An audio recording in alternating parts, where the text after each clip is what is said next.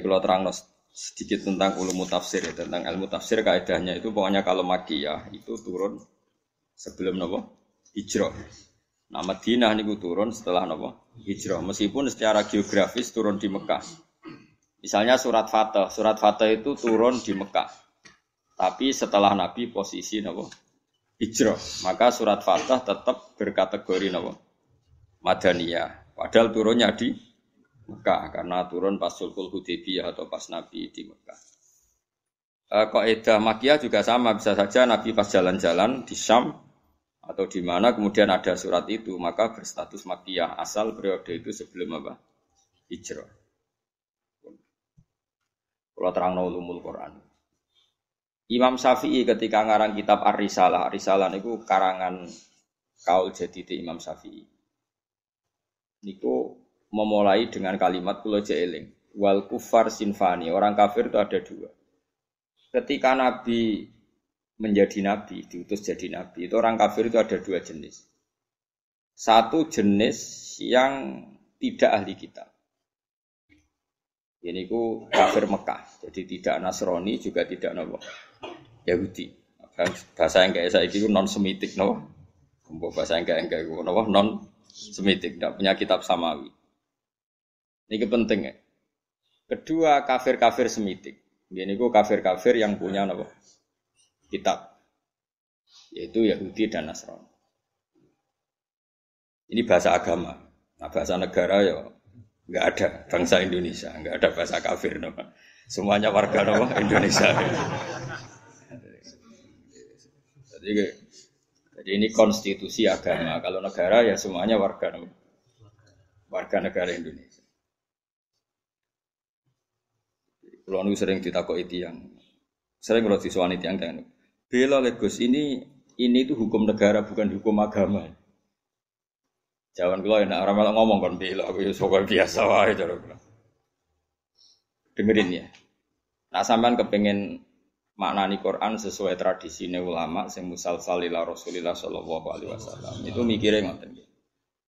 Saya ulang lagi ya. Orang kafir itu ada dua. Satu kafir yang tidak punya kitab samawi atau disebut musyrik Mekah. Ini kampungan sekali ya ortodok, kampungan, desa, naif. Jadi dia anak wedok dipateni mergo marai camah. Gak kena dijak perang, gak kena dijak mergawe. Terus watu disembah-sembah dewi, engko nak bosen digenti watu sing luwih. Apa pokoknya aneh, sikape ku aneh. Tapi cerdas. Ya ono cerdas. Cerdasnya itu bisa nyebut lafaz Allah, tapi ra paham. Jadi ya aneh, wong kafir ya pancen wong salah pancen wong aneh. Dan ini yang dimaksud qul ya ayyuhal kafirun la a'budu ma ta'budun. Rungokno tenan. Ketika orang kafir Mekah itu punya tradisi menfisikkan Tuhan.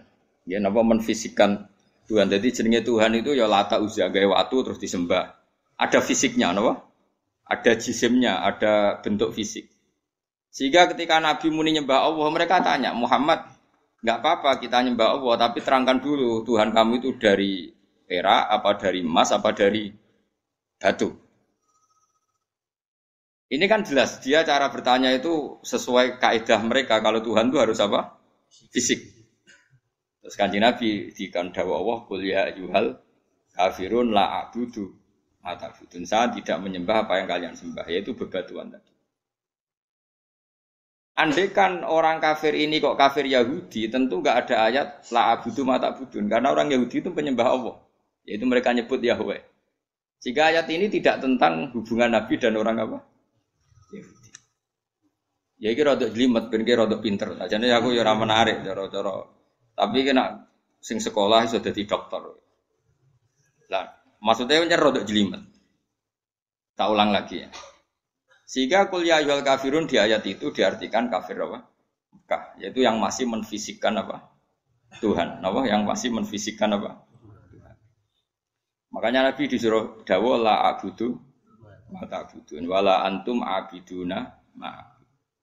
Beda dengan kafir Yahudi dan Nasrani. Yahudi dan Nasrani, Nabi kalau dialek dengan mereka sering dawuh Allahu Rabbuna wa Rabbukum. Karena orang Nasrani ya yang ngakui Tuhan Allah, meskipun menambahkan Tuhan Bapak dan Tuhan Ibu dan Tuhan Anak, tapi kan tetap Tuhan induknya Allah. Orang Yahudi nyebut Yahweh. Jadi ya rada jelimet, tapi tak latih pinter kemajuan. Jadi paham ya? Ya ibu-ibu paham nara paham. Mantas sebab komen bahwa napa minhum mangger gayane paham insyaallah ya. Paham.